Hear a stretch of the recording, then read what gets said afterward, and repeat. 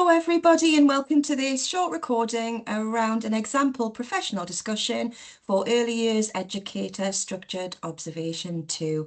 I'm joined today by my colleague Laura Robshaw and we'll attempt to support you today with your professional discussion, and I'll be taking the role of the assessor and Laura will be sharing some top tips for best practice for structured observation 2. So let's make a start. So we'd start the observation by introducing ourselves. So good afternoon, my name is Gemma and I'm the assessor, and you'd then give your provider name and provider number if you have it.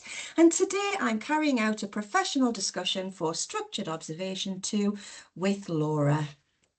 And best practice here would be with the student to say the name so you know who it is in the room with you. Lovely, thanks Laura. We then ask, do I have your permission to record? Yeah, the student to agree. I also have a moderator with me in the room. If this is applicable, you can state the name of your moderator here. And then you'd go on to say something like, I've just observed you carry out an activity that contributed to the enabling environment using an interactive spot tray linking to the story Goldilocks and the Three Bears with a small group of 2 and 3-year-olds. Please explain to me, using your plan, if you'd like to, or similar, how you think the activity went and if you feel the learning objectives were met. Yeah, so best practice here would be for the student to share how their plan linked to the criteria. So thinking about if the aims were met, if it was age stage appropriate, and examples of if they'd use any differentiation. For example, I plan to support children's learning development linking to their current interests in the story. The children were highly engaged, showing it was age and stage appropriate. The differentiation within my plan enabled me to tailor my questioning and support to each individual child. An example being where I focus on the sensory aspects for one child with additional needs, exploring the earths and the water, and ask questions about the story and what happened next with another child. Thanks, Laura, that's great. The assessor might then go on to say thank you. We'll now go through the professional discussion criteria for SO2. We'll make a start with S1.26, which is promote equality of opportunity and anti-discriminatory practice. During the activity, I observed you treating the children equally, and you've mentioned how you ensured you met their needs and interests. Can you explain more to me about how you considered this within the planning and provision of your resources? Yeah, so again, encourage the student here to share relevant parts of the plan and explain anything else around why they chose the activity and the resources linking to children's needs and interests. Thank you. If the students' responses are short or they're not covering the criteria, you as the assessor are absolutely fine to ask another question to gather further information or to gain clarity and deeper understanding. For example, I could see within your activity that you had the story in another language and had some resources to reflect different races. Please could you tell me about this and how your setting celebrates diversity of culture and family backgrounds within the setting? So here you'd expect students to talk about how they supported this within the activity and the importance linking to the settings equality and equal opportunities policies and procedures. They should then go on to talk about inclusion in the wider sense and give examples from the setting, demonstrating that they're highly proactive when promoting inclusive practice. For example, through their welcoming environment, their ethos, resources, festival, events, food, send, discussions, displays and stories, just to give some examples. Thanks, Laura, that's great. I did notice within the setting the range of resources and displays around the setting supporting what you're saying. Could you explain to me what you would do if you observed any discriminatory practice?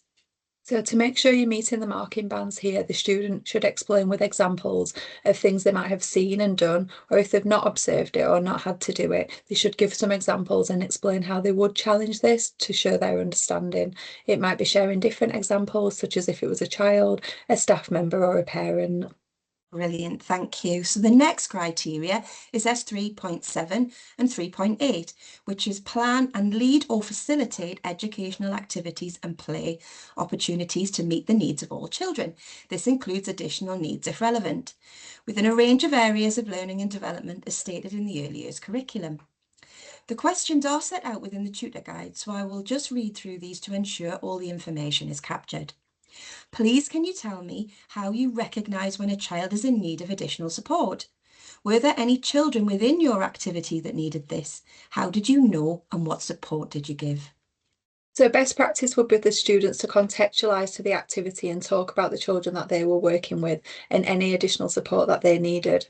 But if it doesn't apply to those children, then they should share other examples of other children.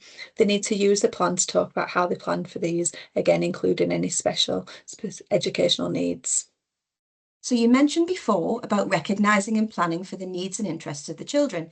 Is there anything you'd like to add about how you know the stages of development of individual children? Please share the information from your plan to explain how your activity supported learning and development. So again, we're saying use the plan within the professional discussion and how they've been planned using the early years curriculum, talking about the different ages and stages or ranges from the birth to 5 matters where applicable, and include how the children did, were they developing as expected and what the next steps might be. Thank you. It's really great to hear how you're using the early years curriculum. So what can you tell me about the importance of maintaining accurate planning reports, observations and assessment reports?